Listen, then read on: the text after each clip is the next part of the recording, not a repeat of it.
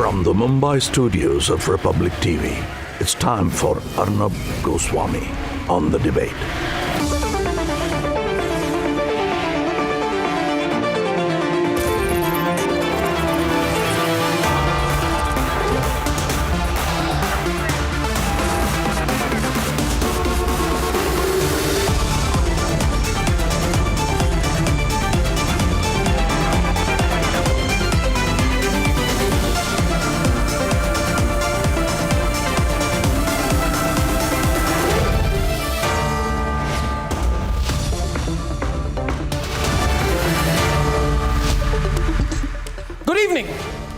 Today it's 3 weeks since the war began, and I think Putin is tiring out. He's looking nervous. His address to the Russian people is showing signs of repetition and uncertainty. Putin is uncertain how it's going to pan out, how it's going to end. Putin has started publicly acknowledging the economic squeeze. He is admitting a huge loss of incomes for the Russian people. He's publicly talking about providing benefits to the Russian people to compensate. He's talking about increasing price rise in Russia. He's also increasingly harping on the great Western conspiracy against the people of Russia. That is 80% of his focus of late. The focus is no longer military. The focus is no longer quick and devastating military conquest by Russia. No. No longer is his narrative about the huge military prowess of Russia, how Ukraine can be defeated. No. His tone instead is a bit defensive. It's about hanging in there. It's about staying united against the West. It's about not letting the West defeat the morale of the Russian people or divide the Russian people. Yes, there is a shift in tone. The tone of Putin is no longer that of a leader who's absolutely certain how it's going to end, and more importantly, when it's going to end. He's talking instead about difficult times, economic risk. He's acknowledging the price rise, inflation, and about the challenges that are being faced by Russia in international trade. Putin will never admit it, ladies and gentlemen. But he is worried now about the response of the Russian people. Putin is nervous. That's why a hashtag tonight is hashtag Putin nervous. And that is something that wasn't even articulated or a point of concern till 10 days back. So yes, 3 weeks since the war began, Putin is talking big about leaving the tough times behind, but I think he's not sure anymore. Especially after hearing him today, he's not sure how exactly he's going to do that. With no immediate victory in sight, my reading is this: Putin will talk big at home, but behind the scenes, ladies and gentlemen, he's going to seek a quick compromise soon. That's my gut feel. Let's see where this goes. Debate 1. Hashtag Putin nervous. He's nervous, he won't admit it, but he is. Debate number 2 tonight. And joining me on top of the show, I have the former National Security Advisor to the US government, John Bolton. My second debate at 10 tonight is about respecting the court verdict. I cannot accept how people are going to have buns against a court verdict. That's totally unacceptable. That's saying we don't respect the law in this country. We don't respect the courts. And here are the headlines, ladies and gentlemen, this Wednesday evening on The Debate tonight. The ICJ has ruled on Ukraine's genocide claim. Russia has been asked to suspend its military operation. Are asking for a reply, for an answer to this terror from the whole world. Is this a lot to ask for, to create a no-fly zone over Ukraine to save people? Is this too much to ask? Zelensky addresses the US Congress, wants a global alliance to counter Russian aggression. Remember September the 11th, a terrible day in 2001. Our country experienced the same every day. Zelensky compares the attack on Ukraine to 9/11, says we need a global counter within 24 hours if needed. We have every reason to believe that next to Russia, in Ukraine, next to Russian borders, they were basically creating components for a biological weapon. So we have, and in this regard, we were forced to launch this special military operation. Putin addresses the West directly, starts looking nervous, says the West is trying to weaken Russia for decades now.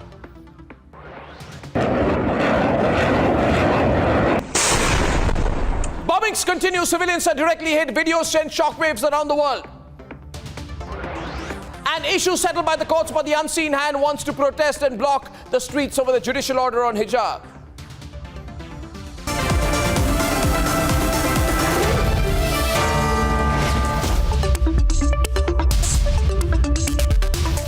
And ladies and gentlemen, a few minutes ago, the International Court of Justice at The Hague has given its view on the Russian aggression.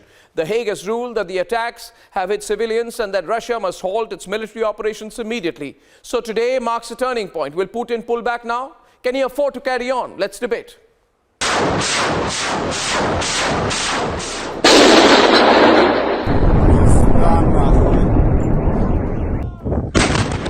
Reason behind taking up arms, and is it one of the most challenging experience of your life? You know, you're right. It's one of the toughest experience of my life but at the same time it's the easiest experience because I'm on my own land.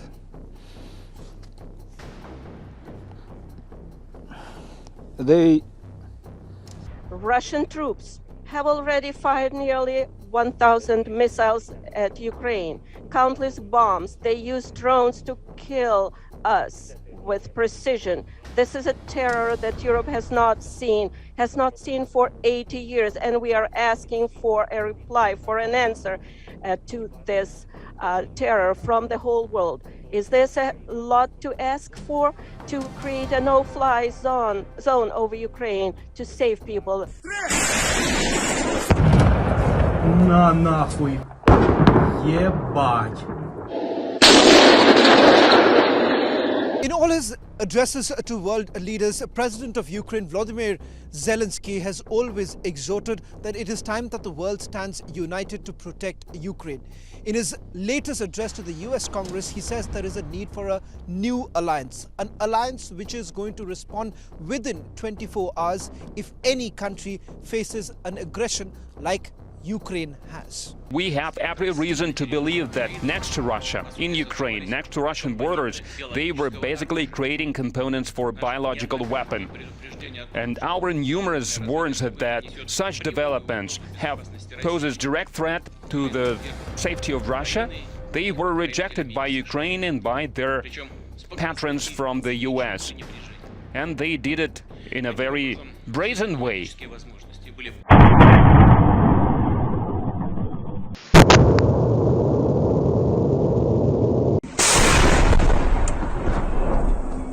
For the first time, Russia has indicated that the negotiations that they are having with Ukraine is showing some positive signs. In fact, for the first time, Vladimir Putin also made a mention of the fact that these negotiations are taking place with Ukraine, but once again hitting out at the West, saying that the West does not understand Russia, does not understand the fact that Russia is protecting their values.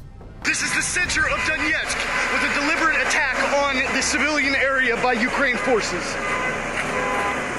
A civilian bus with a man killed. Oh my God. We have to do many things at the same time. We need to strengthen our air and missile defense. We are doing that. We need to invest more in advanced conventional capabilities. From day one of the invasion, Ukraine has made multiple appeals for a no-fly-out zone. But NATO has ruled that out. US President Joe Biden says that a no-fly-out zone is necessary, or else this is going to be a full-fledged war between the West and Russia. NATO has also indicated that they are prepared, and they are prepared for a long battle, and they are going to protect each member of this alliance.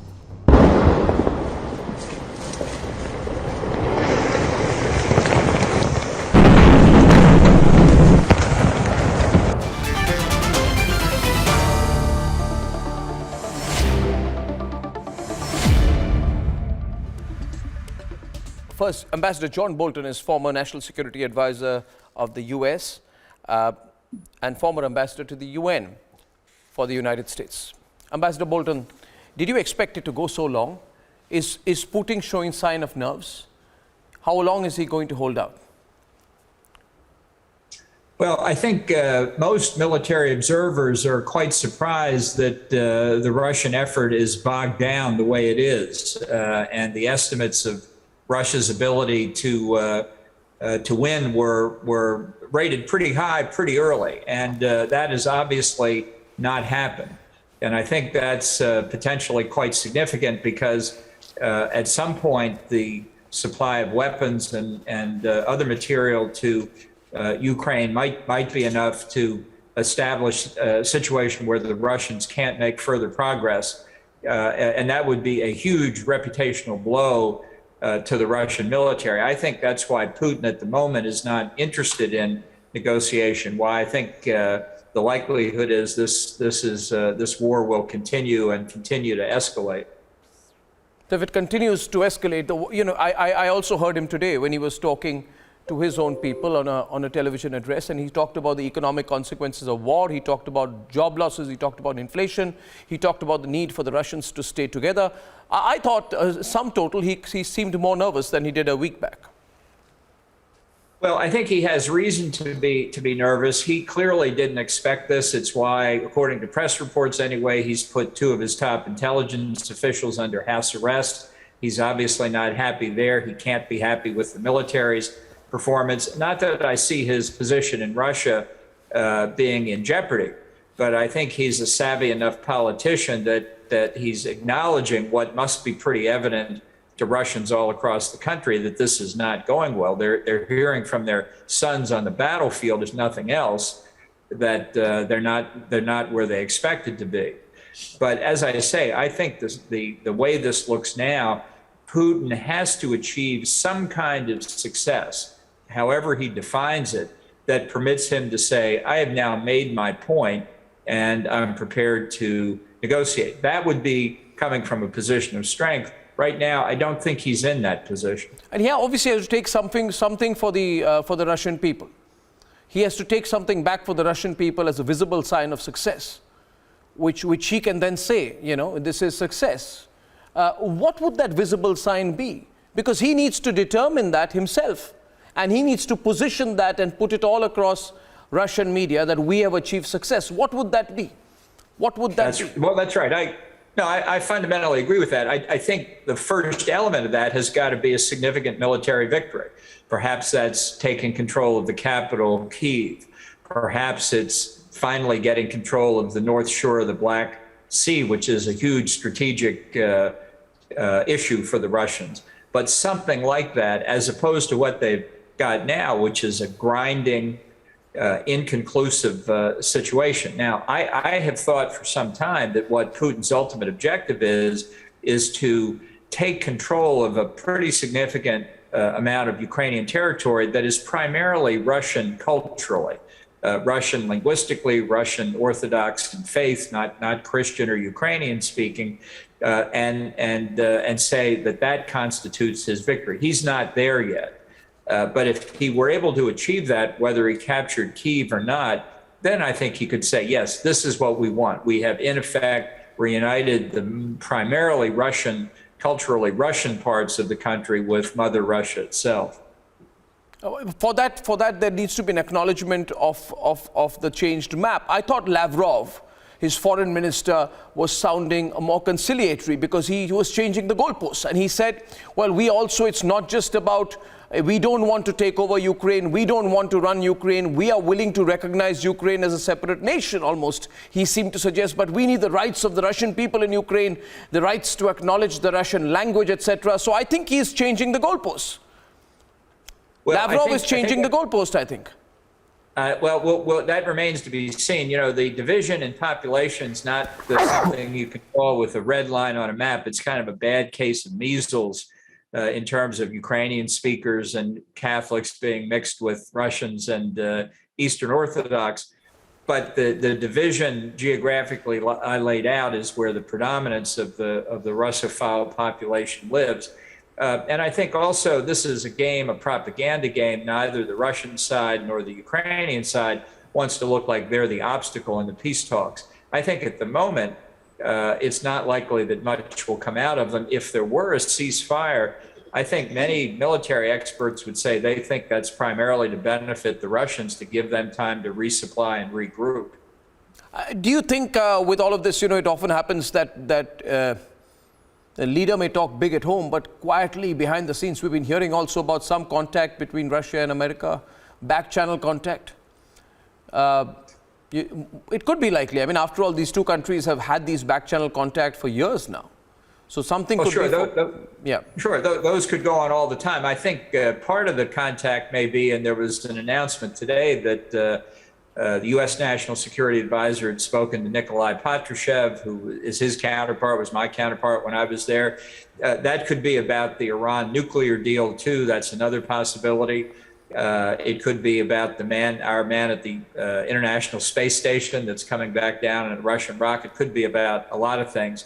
But as I say, I don't think the Russians want to be on the side of looking like they are the obstruction to a negotiated peace.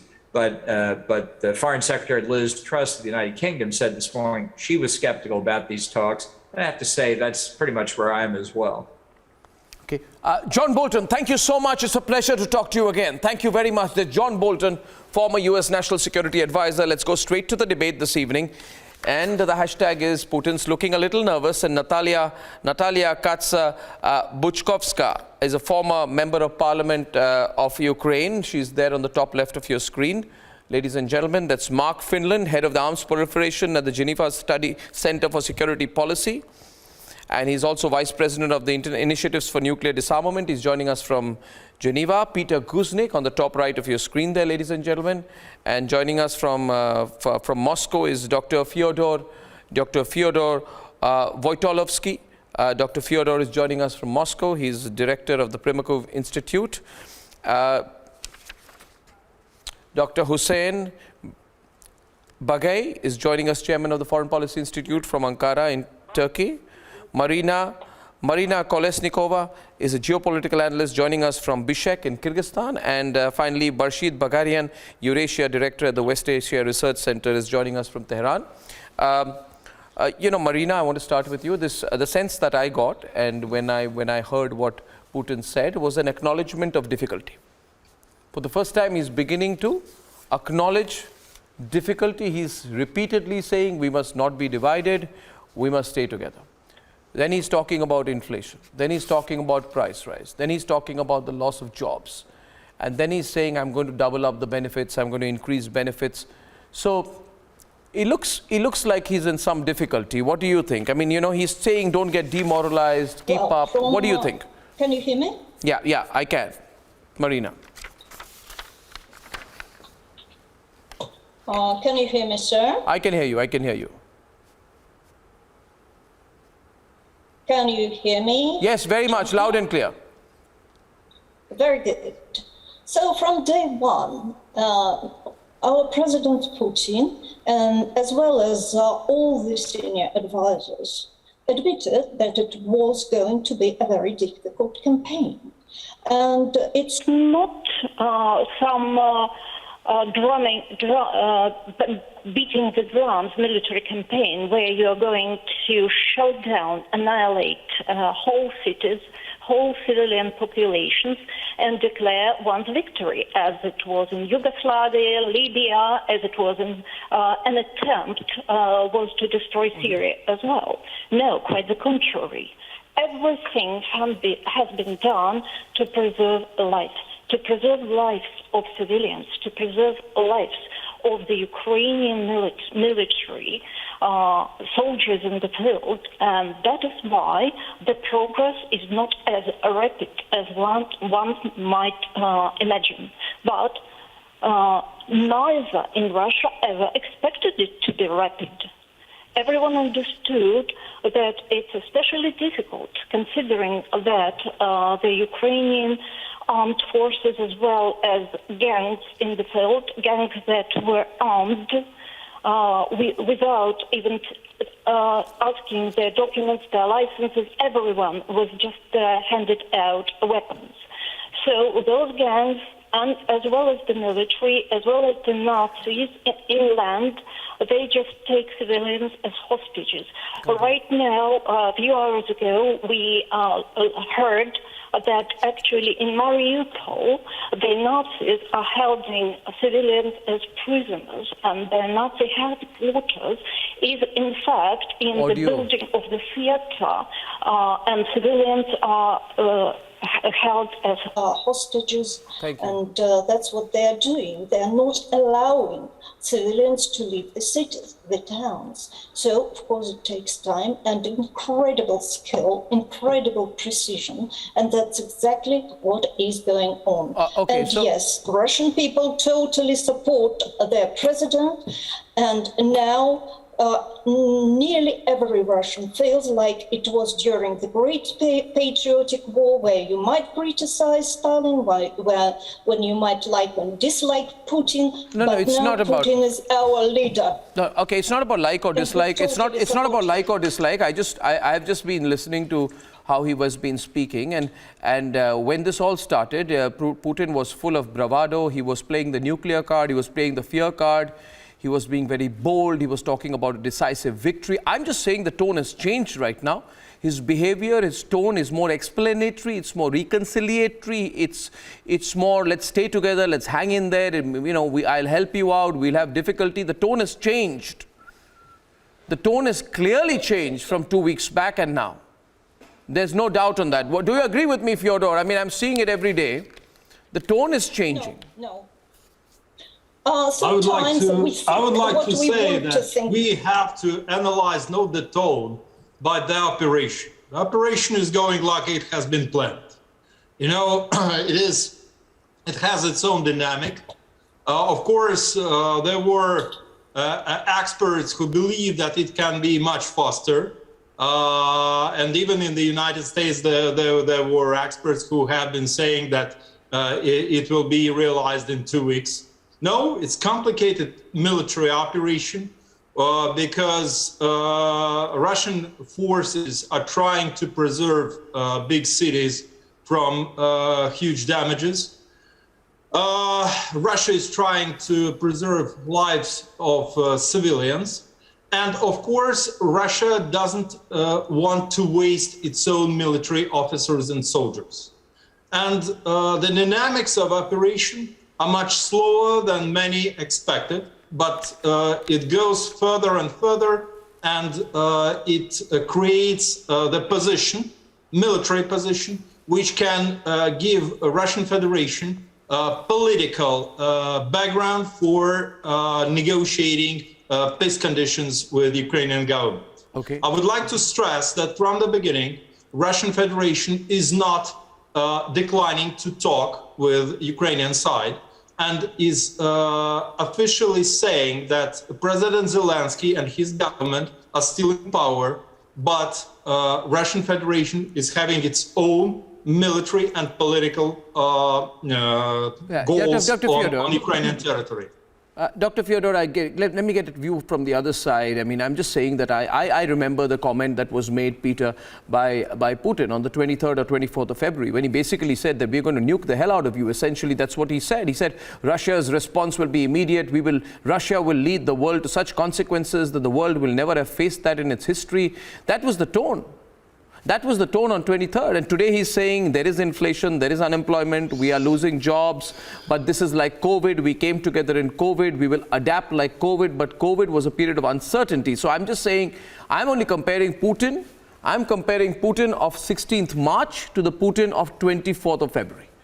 I don't see the same tone. Peter. No, Arnab, you're absolutely right. Some of the reality is finally getting through to Putin now. He's been living in this bubble, a bubble of disinformation and lies, and now it's clear that the Russian economy is suffering very, very seriously. The Russian military has been embarrassed. They expected some kind of lightning strike to take Kyiv. It didn't happen. The Ukrainian resistance has been much, much stronger than anybody anticipated.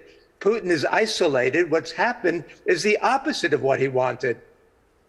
What's happened is that NATO is strengthened.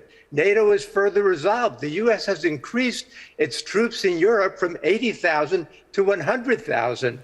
The world, for the most part, is united against Russia now, and Russia's position in the world is much weakened. Putin's own position has been greatly diminished in his own stature and his own legacy. So this has been a disaster politically, militarily, economically, strategically, and morally for Russia. And if Modi and Xi Jinping and others can prevail on Putin to end this as quickly as possible, that's the best thing, not only for the Ukrainians, not only for the Russians, but for the rest of the world, with the danger of this escalating into a much broader confrontation and possibly world war. So I'm looking at the signals here right now, and I'm just looking at what Putin has said here, and I'm looking at whether Putin is looking for a way out, because, you know, there's been contact between Jake Sullivan, who's the National Security Advisor of the US, and Russian General Nikolai Patrushev.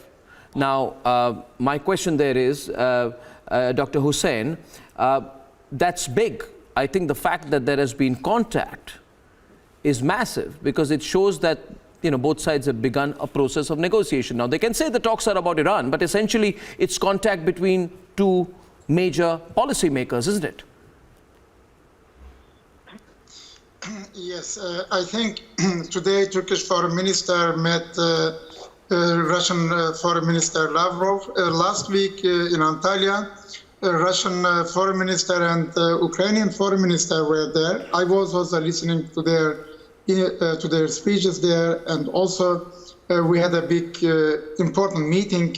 But the fact is, Turkey tries to bring two sides together, Zelensky and Putin, as much as soon as possible.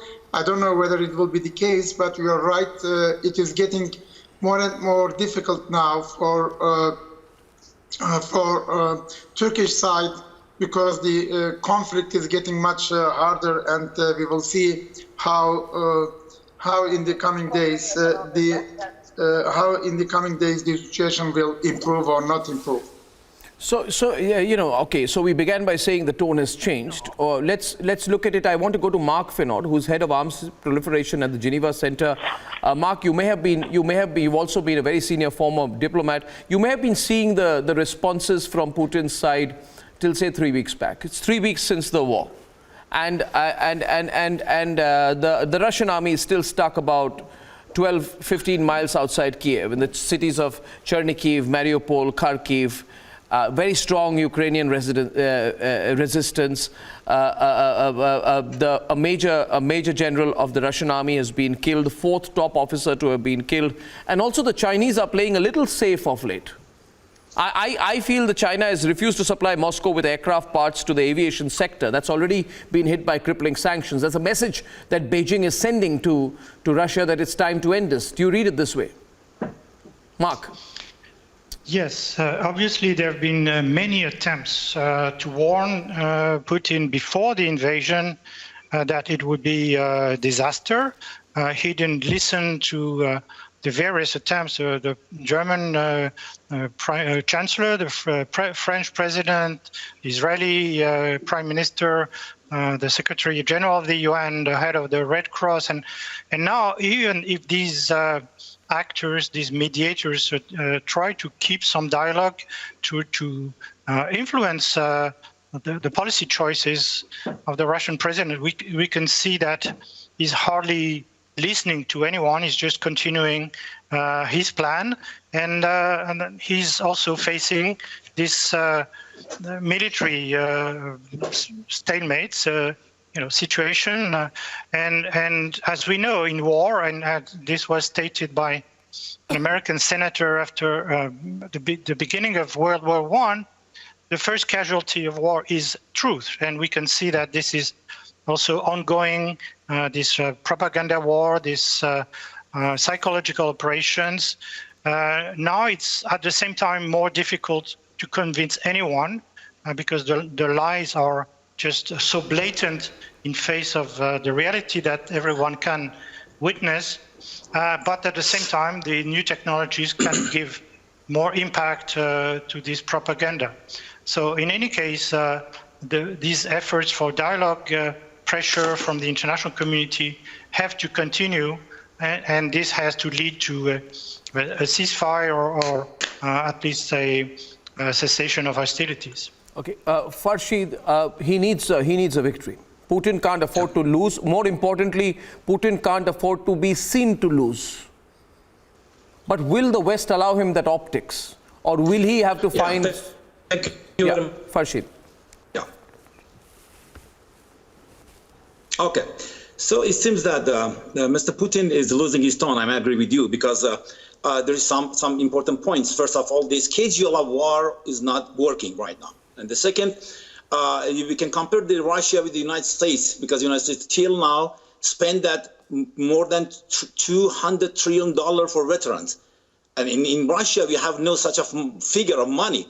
And for this reason, Mr. Putin cannot spend and cannot accept the veterans. So he has to go on. And there is no power to stop Mr. Putin. The only power to stop Mr. Putin is the structure of Russia.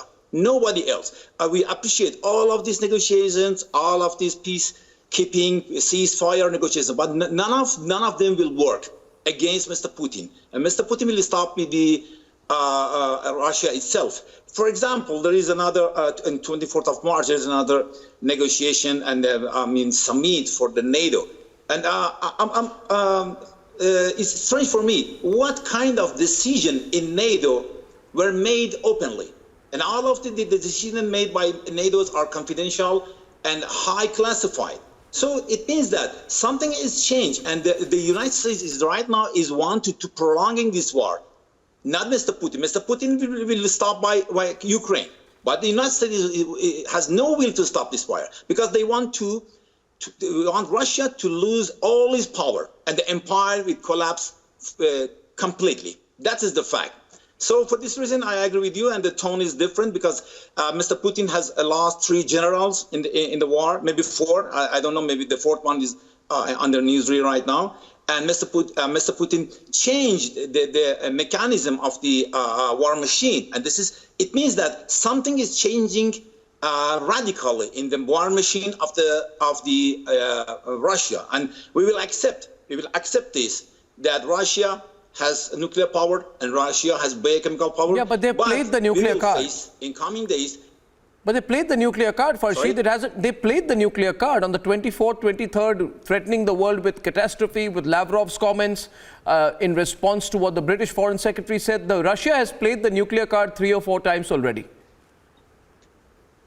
Yeah, they are playing, because when you play with the card, it means that you have to use it. This is not only for pronouncing. And they are showing the edge of the war, the edge of the Russian Empire to the war. That's the fact. So, for example, okay. Yeah. No, I was just saying that the Russian people also see this war. Farshid, I'm just looking at this way. Fyodor will understand this better. I actually want to go to Natalia also. Natalia, just a minute. I'm coming to you. You see, Fyodor, the people of Russia have been affected. The people of Russia will lose jobs. They'll lose manufacturing. They will lose a lot. And the people of Russia, at some point of time, however you may control the media, dissent, etc., will begin to ask, what are we doing this for? What are we doing this for? And Putin as a leader will be conscious that while he has spoken about Russian history, Ukraine is not even a country, it's part of Russia, we have historical links, etc. At one point of time, war cannot be fought on an empty stomach. And if China begins to get edgy, and China also begins to, it's showing signs right now that it's not giving 100% support to Russia anymore, especially last 6 or 7 days, Dr. Fyodor, then even Putin will have to do something else, right? Thank you. Look, from the beginning, from 2014, when the crisis in eastern Ukraine has started, Russia has been under Western sanctions. And with each attempt of Russian Federation to restore peace and stability based on Minsk agreements, we had a new round of sanctions from the United States and European Union. From the beginning, it has been a war with economic instruments, because everybody in NATO understands how dangerous can be the direct conflict with Russia. Concerning economy and concerning social situation, of course, all Russians are affected by sanctions which the United States and Europe and European Union have applied on Russian Federation. Of course, our private enterprise is suffering. Of course, a lot of people are feeling by themselves the pressure of sanctions. But in case you are using instruments like this, you should take into account Russian psychology. Because in Russian psychology and in our political ethics, when somebody is raising pressure on us, we are resisting stronger and stronger.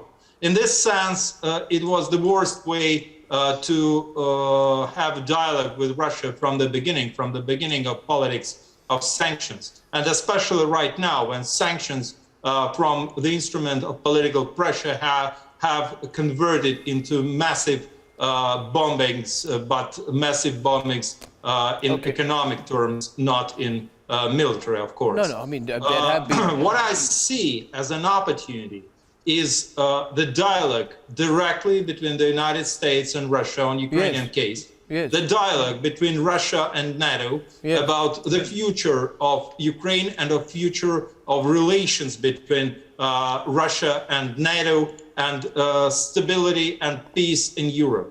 Right now, we see the results of pressure and attempts of Western community, of the United States and NATO to engage Ukraine into their sphere of influence. And we see what is happening. We see all this tragedy, but not the Russia has started it.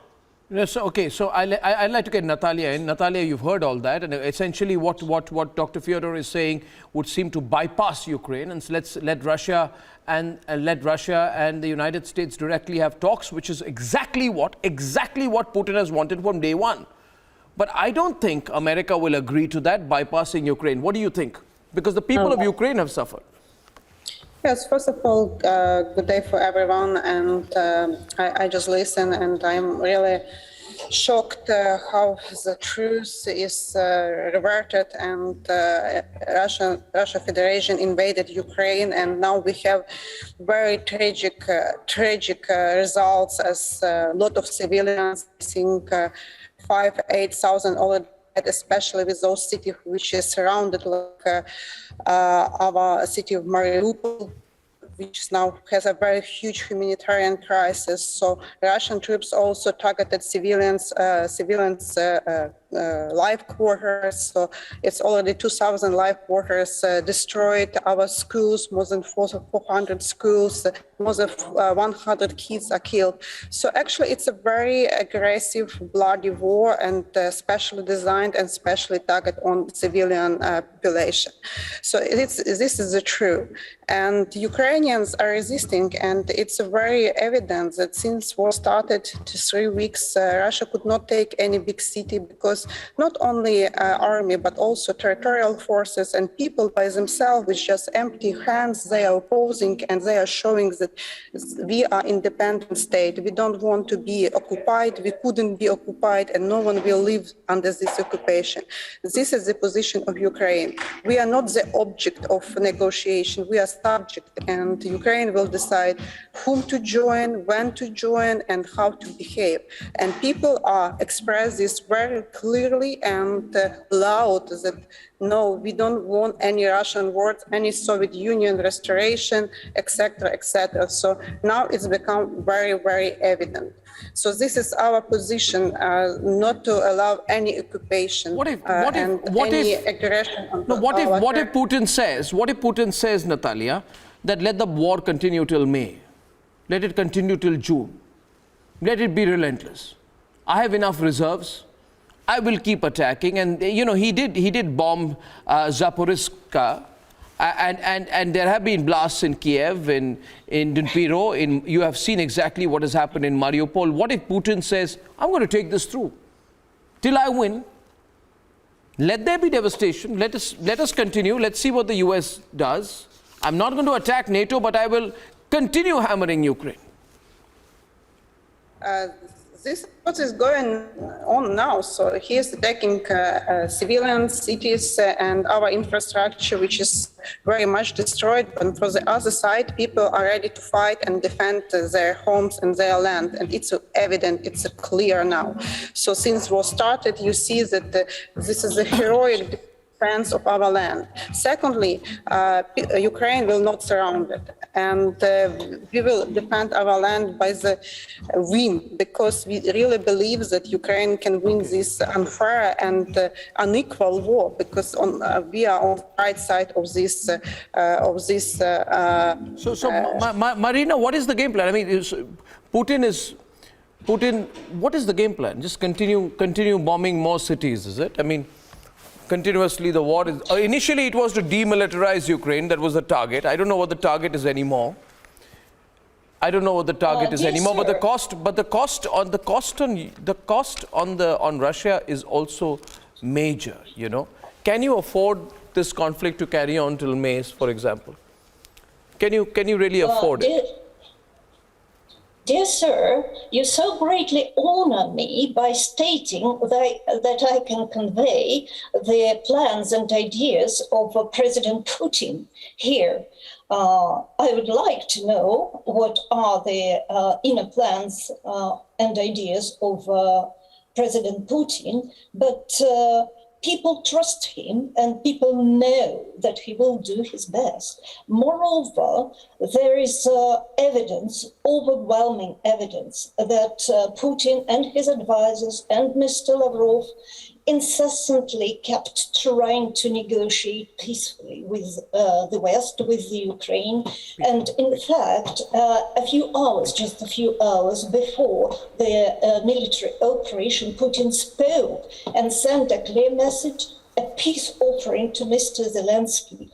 All the former had to do is just to withdraw and cease shelling the people of Donetsk. On some strange reason, people tend to forget or just ignore the 15,000 casualties, civilian casualties killed in Donetsk over these 8 years. Their children killed with their mothers. Somehow they ignore this.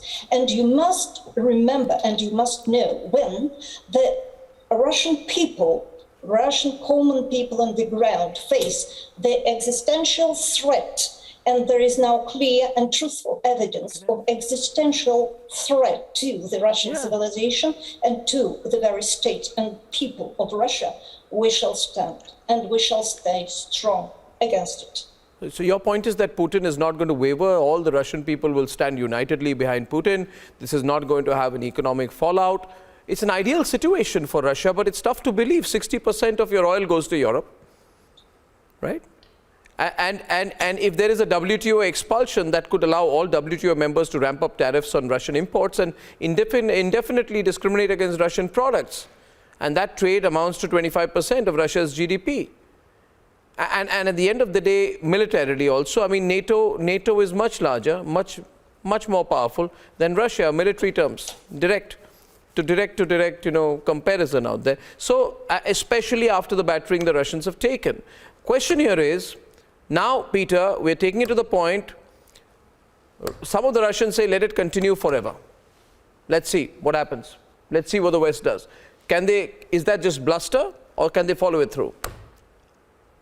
It's mostly bluster, but this war could go on for months. It could go on for years. Natalia was talking about the suffering of the Ukrainian people. This is nothing compared to what we might see. If this war goes on, we know that Russia's got, another 700,000 troops that it can throw into this fight.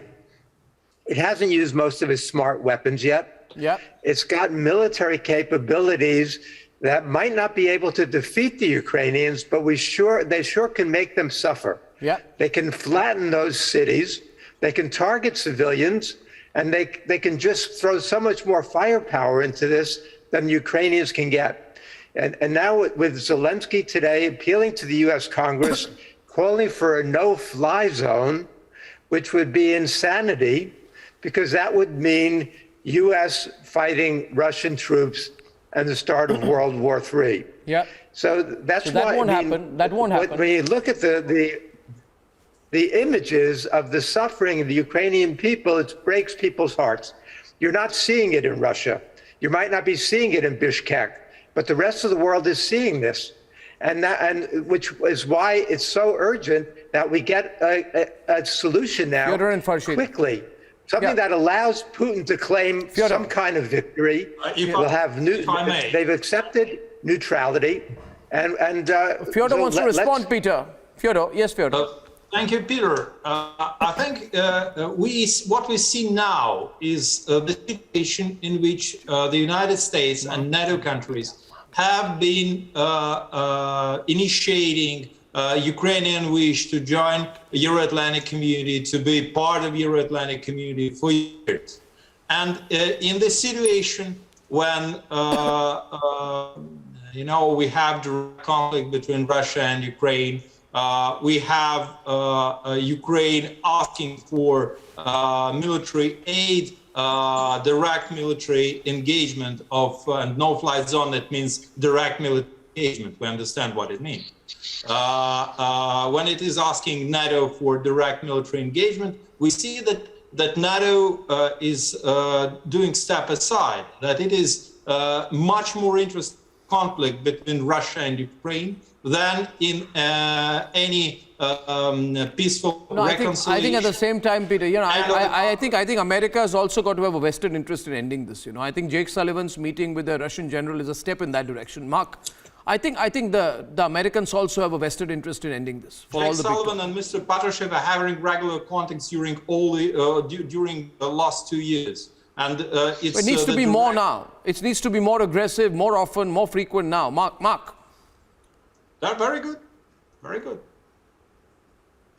Yes, I think if the Russian obsession is about NATO getting closer to its borders, this war actually will lead to exactly the opposite result, because actually Russia, by occupying Ukraine, is moving closer to NATO, and it's encouraging countries who feel threatened by Russia, such as Sweden and Finland, also to join NATO. So that really counterproductive completely if this was the objective. But more than this, I think we should just keep repeating that whatever disputes there were, whatever disagreements with Ukraine, with the West, these are the fundamental basis of the international system put into place after World War II. Without doubt. Now, Mark, I feel if I can just, in conclusion, say that I do feel today that the mood has changed. Putin is talking differently. And if you see the nature of the discussion also, everyone's getting a little war weary. They want this to end. And I think that's a good sign. Let's see where it goes. Ladies and gentlemen, on the other side, why I'm personally appalled that people are taking it out on the streets, calling for buns after a court verdict on the hijab issue. Absolutely unnecessary. See you in a few minutes.